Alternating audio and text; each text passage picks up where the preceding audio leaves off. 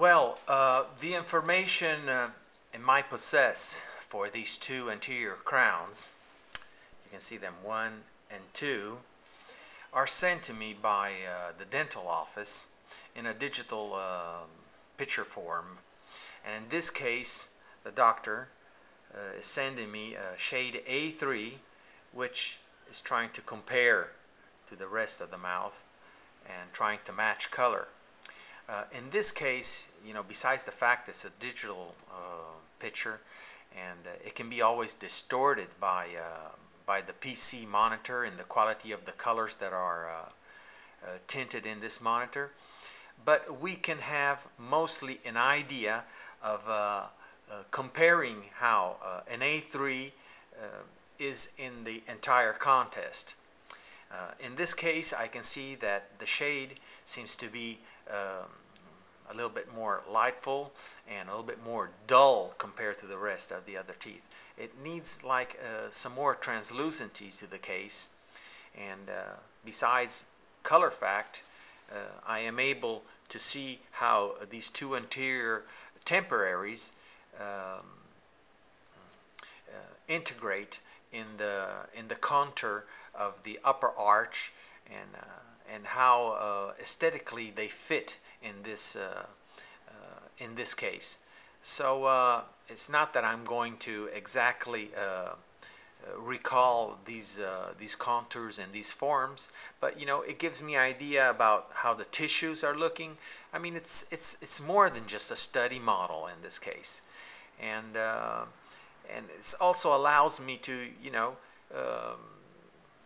to do a little bit more a case can be done than just having some paper information or written information. I have on my right hand side here other pics, to be able to compare this A3. In this case, it shows you an A3. Now we will see in this case, okay, here we have a C2. You see, it's always a little bit in front of these two, so it's bringing also some shadow in this area. So, but what I want to kind of understand is how it looks with the antagonist of the case, or how it looks with the lateral of the case. Also, a C2 doesn't look too bad, but it gives me an idea. We're kind of in a light shade contest. Then let me see another pic. In this case, I cannot see here, let me move a little bit. Okay, I'm not able to see exactly, but I guess this was the A3 of before, and I can see that next to the lateral, it has a little bit more chroma than value, which is needed, to be added to the porcelain. So this is the contest, and this already gives me quite a bit of information to be able to work out the case and to do my best with it. Anyway, from here now, from the monitors, we can move on to the station where we're going to be working today. And before I get on a case, everything is already set, because once I sit down, I don't want to be disturbed, because porcelain, is going to be wet, and it doesn't need to be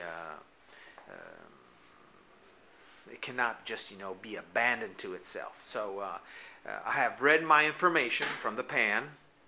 This is where the case is, and I have already set on my left hand side, because this is where the porcelain is going to be, where the case, here's the case, and here are my copings that are opaqued. And I have already prepared my brushes. I have a 0, a 2, and a number 4. I do also have number 6 and a number 8, which, if it will be needed, I can always pick them up and get to work. I do have a condensing brush. I have also a self-made brush, self-made blade. With this, I'll be doing some cutting to integrate some enamels, and a spatula for the mixing. and I don't know how you call this, but this is a little bit for doing some very thin occlusion marks, and then of course a measurement to measure my porcelain. So on my bench instead, what I will do after I've seen the colors of the case, I do have an A2, because I do want to have an A2, which is a lighter part of the crown. I have an A3 for opacious A3, which is going to be needed for all the gingival, the cervical area. I have some chromoline made by Boldrini. This is this gives extra chroma and color, and in this case I have an A3, which I will be mixing inside the A2 to have exactly something to match the real nature in the mouth. Then I have some clear enamel, some translucent, and some medium enamel.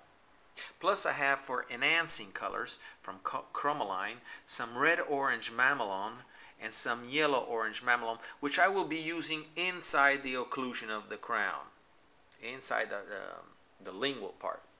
Then for tutorial reasons, I do have some colorized these pens. I can color my porcelain, so I can put in evidence the different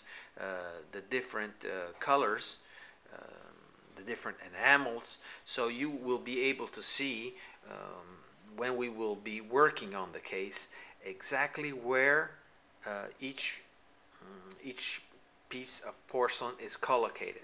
So area must be ready. Oh, by the way, this is a small dish where I will have distilled water, and I do also have here an area of sponge where I can, once I wet my brush, I can dry it and have it clean, and a pointed tip, and a tissue ready also for drying my porcelain. So this is about it. Oh, and by the way, my sculpturing, my liquid. This is a liquid for mixing ceramics. We used to, in the old days, in the late 70s and beginning of the 80s, to use distilled waters, but now the job has been helped out a lot by using these liquids, which help us to not have the porcelain just dehydrating and slumping down. So instead, with these liquids, porcelain stays exactly on the spot where you do put it. So this will be the area that we will be assisting to the job. As you can see on the left hand side, I do have my porcelain, my brushes, and quite a bit of tools, because once I will have the case in my right hand, when I will need something, all I need to do is reach out on my left, and everything will be handy and ergonomically set to work in the right way. So this is one of the #1 matters that we have to concentrate, that we have to develop into our daily basis working, to have always everything set, because we want to optimize time, and